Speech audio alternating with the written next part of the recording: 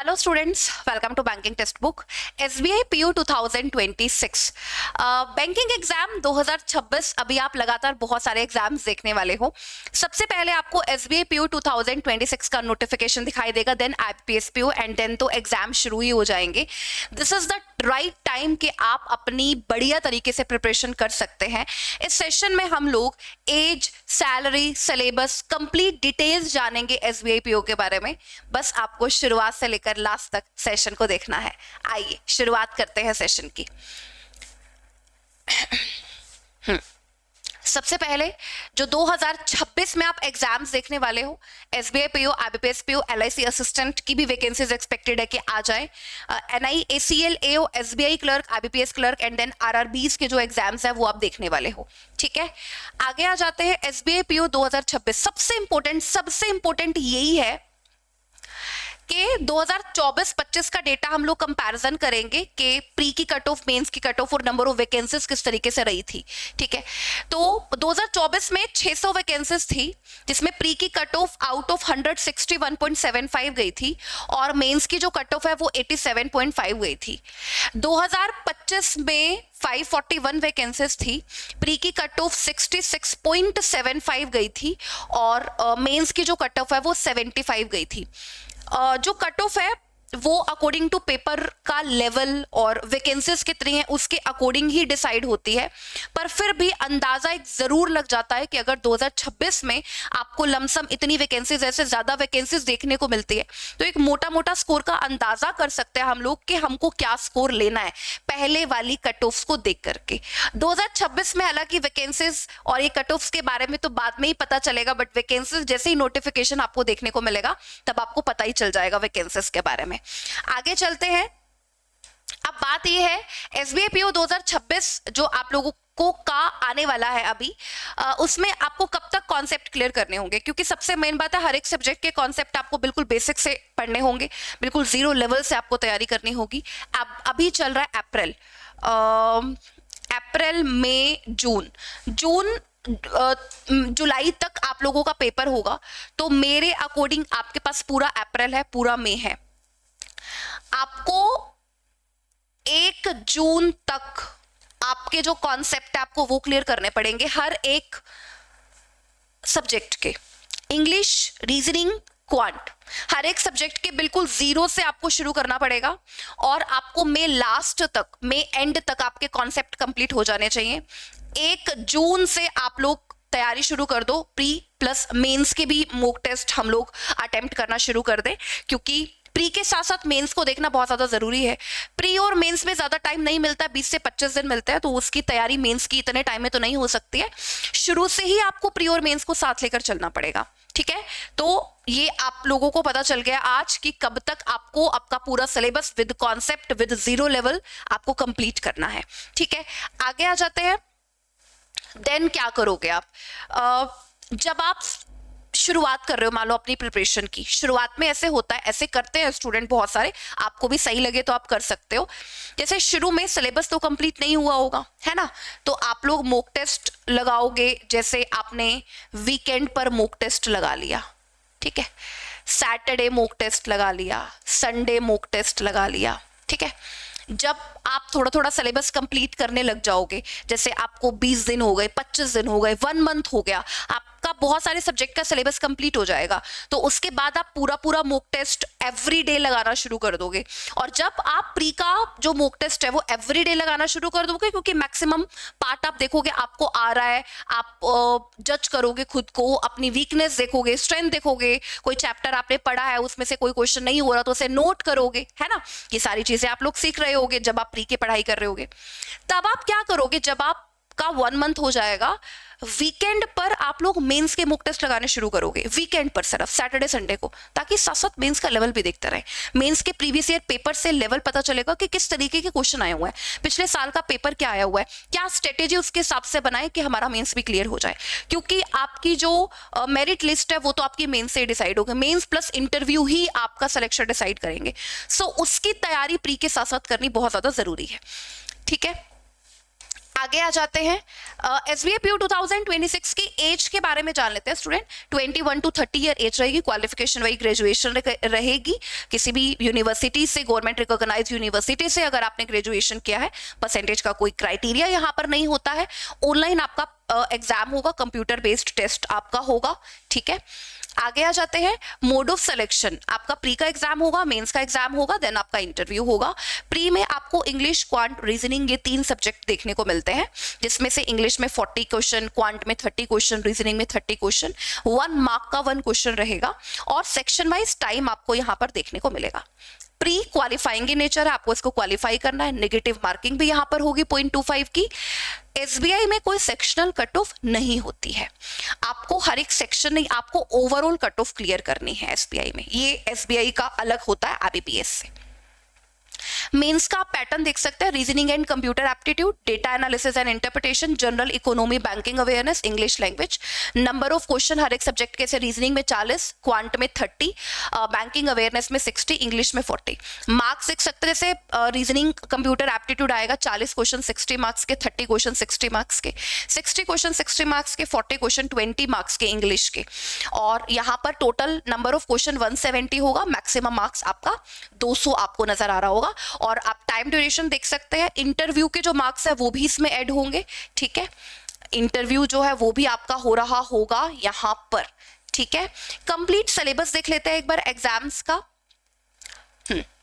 ये देखिए, ये क्वांट का सिलेबस रहेगा। क्वांट के सिलेबस को मैं 3 पार्ट्स में डिवाइड करती हूँ। एक तो स्पीड मैथ्स रहता है, बच्चों स्पीड मैथ्स में जैसे आपको ये टॉपिक देखने को मिलते हैं। अगर मैं एसबीआई पीओ की बात करूँ, प्रीवियस ईयर एग्जाम के क्वांट पैटर्न की बात करूँ, तो स्पीड मैथ्स आपको मैक्सिमम 3 या 6 मार्क्स का ही आपको देखने को मिलता है। ज्यादा आपका जो एग्जाम कवर करता है क्वांट में, ज्यादा जो मार्क्स कवर करता है वो डीआई, जैसे 15 नंबर का डीआई आएगा और 12-13 नंबर का आपको अर्थमेटिक देखने को मिलेगा। 12-13 का, 1 मिनट, हाँ 12-13 का अर्थमेटिक, अगर 3 क्वेश्चन में स्पीड मैथ्स के लेकर चलूं। और अगर स्पीड मैथ्स जो है वो आपका बढ़ता है तो अर्थमेटिक थोड़ा सा कम हो जाता है। मतलब मेन पार्ट आपका पीओ के हिसाब से अगर मैं बात करूं तो रहेगा आपका डीआई एंड अर्थमेटिक, ठीक है। बट हमें तो सारे टॉपिक कंप्लीट करने हैं, ठीक है। तो speed maths, simplification, approximation, simplification, approximation, number series, quadratic equation, ये स्पीड मैथ्स का पार्ट रहेगा। उसके बाद ये अर्थमेटिक हो गया, जैसे average, age, percentage, ratio, proportion, profit and loss, mixture and alligation. हर एक चैप्टर आपको बिल्कुल जीरो से बिल्कुल बेसिक से प्रिपेयर करना पड़ेगा। एंड डेटा इंटरप्रिटेशन जो कि प्री में 15 मार्क्स का आएगा और मेंस तो पूरा का पूरा ही डीआई पर बेस्ड है। तो ये टॉपिक हमें करने होंगे सारे एक एक करके, बिल्कुल जीरो लेवल से कंप्लीट हमें करने होंगे क्वांट के लिए, ठीक है। नेक्स्ट अगर मैं रीजनिंग की बात करूं, जैसे मैथ्स में डीआई है वैसे रीजनिंग में पजल है। आपको अलग अलग टाइप के जो पजल्स है वो ज्यादा देखने को मिलते हैं। और उसके बाद जो टॉपिक्स है जैसे inequality, coding, decoding, syllogism, order, ranking, इनसे आपको क्वेश्चंस देखने को मिलते हैं। ये पूरा सिलेबस आपको कवर करना होगा रीजनिंग, ठीक है। इंग्लिश के सिलेबस को 3 पार्ट्स में डिवाइड किया है। एक तो रीडिंग कॉम्प्रिहेंशन हो गया, एक वोकैबुलरी हो गई, एक ग्रामर हो गई। ग्रामर में जैसे एरर डिटेक्शन वाले क्वेश्चंस आपको देखने को मिलते हैं, जो कि जब आप प्रोनाउन, प्रेपोजिशन, एडवर्ब, एडजेक्टिव के रूल्स पढ़ लोगे तो आपको तब वो आने लग जाते हैं, आप एरर ढूंढ पाते हो तब सेंटेंस में, ठीक है। वोकैबुलरी में आपको सिनोनिम, एंटोनिम जो है वो आपको लर्न करने पड़ेंगे। जैसे एडिटोरियल आपको डेली पढ़ना पड़ेगा, उससे आपको डेली जो वर्ड्स है वो कैप के नए नए वर्ड्स आपको मिलते जाएंगे। पैसेज जो पढ़ना है उसकी आदत भी आप लोग हिंदी एडिटोरियल से ही डाल रहे होगे। डेली आपको एडिटोरियल पढ़ना होगा और मे बी बहुत सारे बच्चों ने शुरू भी कर दिया हो। This is very important part, very important part for English language, ठीक है। बाकी के जो टॉपिक्स है वो आप देख सकते हो यहाँ पर मेंशन्ड है। This is a syllabus of current affairs and general awareness, ये पूरा सिलेबस है। स्टैटिक भी पढ़ना होगा, बैंकिंग के बारे में भी पढ़ना होगा, करंट अफेयर्स भी आपको पढ़ना होगा, ये पूरा आपका सिलेबस रहेगा, ठीक है। अब मैं आपसे बात करती हूँ कि आरबीआई, ये जो आप लोगों का एसबीआई पीओ 2026 का पेपर है, इसकी पूरी तैयारी होगी कैसे आप प्रिपरेशन करेंगे हमारे साथ जुड़ करके। देखिए स्टूडेंट, हमारे पास टेक्स्ट बुक के पास है सुपर पास लाइव, जी हाँ, सुपर पास लाइव एक ऐसा प्रोडक्ट है जिसमें अभी आरबीआई असिस्टेंट का बैच मिल रहा है, आपको फाउंडेशन 2026 बैच मिल रहा है, हर एक सब्जेक्ट का बिल्कुल 0 लेवल से बैच आपको मिल रहा है। देन आपको शक्ति बैच मिलेगा इसमें। अब ये शक्ति बैच क्या है? ये वो बैच है जो अप्रैल के फर्स्ट वीक में शुरू हो रहा है क्वांट के लिए। अब ये तो मैं क्योंकि क्वांट पढ़ाती हूँ तो मैं उसकी बात कर रही हूँ। आपको अप्रैल के फर्स्ट वीक में सब सब्जेक्ट का बैच देखने को मिलेगा, करंट अफेयर्स का भी बैच देखने को मिलेगा, रीजनिंग का भी देखने को मिलेगा, इंग्लिश का भी देखने को मिलेगा और क्वांट का भी मिलेगा। मतलब हर एक सब्जेक्ट की तैयारी आप बिल्कुल बेसिक से कर पाओगे। ठीक है, ये शक्ति बैच रहेगा और सुपर पास लाइव में ही मॉक टेस्ट सीरीज आपको देखने को मिल जाती है। ठीक है, ये क्वांट का बैच शुरू हो रहा है जस्ट अप्रैल के फर्स्ट वीक में। अगर आप एसबीआई पीओ की तैयारी शुरू करना चाहते हो, प्रैक्टिस करना चाह रहे हो, तो आप इस बैच के साथ जुड़ सकते हो एसबीआई पीओ के लिए। ठीक है, ये जो क्वांट का बैच मैं आपको बता रही हूँ, इसमें हम लोग कैसे पढ़ रहे होंगे, 3:2 के रेशियो में स्टूडेंट्स हम लोग पढ़ाई करेंगे। आपकी 3 दिन डीआई की क्लासेस लगेंगी और बाकी 2 दिन स्पीड मैथ्स प्लस अर्थमेटिक हम लोग कर रहे होंगे, बिल्कुल 0 लेवल से प्रीवियस ईयर पेपर को देख करके। ठीक है, हाँ, तो ये रहेगा पूरा का पूरा पैटर्न जो हम लोग शक्ति बैच, कंप्लीट आपका सिलेबस होगा। अर्थमेटिक डीआई, जो टाइप के डीआई आपको देखने को मिलते हैं प्री मेंस में, वो टाइप के डीआई हम लोग कर रहे होंगे। हर एक चैप्टर के प्री के क्वेश्चन, मेंस के क्वेश्चन हम लोग कर रहे होंगे। ये पैटर्न आपका रहेगा जो हम लोग अप्रैल में बैच शुरू करने वाले हैं इसका। ठीक है, सुपर पास में आपको ये सारी चीजें मिल जाती है। प्री और मेंस के मॉक टेस्ट भी मिलेंगे, आपको कुछ अलग से खरीदने की जरूरत नहीं पड़ती है। सुपर पास का फायदा ये होता है बच्चों, जितनी भी इन फ्यूचर वैकेंसीज आएंगी, आगे आईबीपीएस पीओ का बैच आएगा, क्लर्क के बैचेस आएंगे, वो सब के सब आपको सुपर पास में एक ही जगह एक ही सब्सक्रिप्शन में देखने को मिलते हैं। आपको अलग अलग से परचेज नहीं करना पड़ता, यही फायदा है सुपर पास का।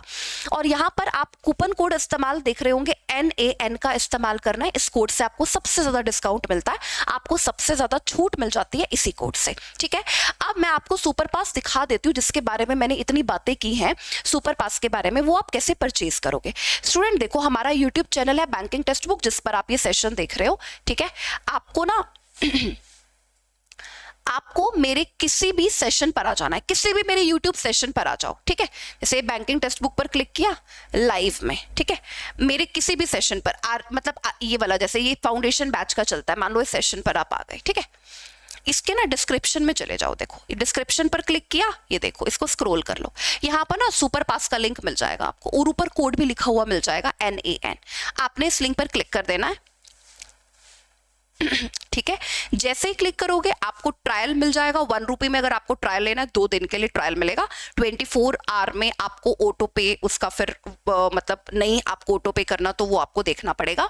अदरवाइज आप लोग 3 मंथ का ले सकते हो, 12 मंथ का ले सकते हो, 18 मंथ का, जो भी टाइम आपको लग रहा है। मेरी तैयारी के लिए सही है, मुझे प्री और मेंस दोनों की तैयारी करनी है, मुझे दोनों के मॉक टेस्ट भी अटेम्प्ट करने हैं, तो आप जितने टाइम का मर्जी उतने टाइम का ले सकते हो। सारे बैचेस की live recorded classes, previous year question, memory based paper, study note सब आपको मिल जाएगा। ठीक है, आपको सिर्फ इधर कूपन अप्लाई कर देना है जो मैंने आपको बताया है, NAN कूपन अप्लाई करने से सबसे ज्यादा डिस्काउंट मिलेगा, छूट मिलेगी आपको। दूसरा, आपका पैसा रिफंड हो जाएगा आपकी पूरी तैयारी के बाद।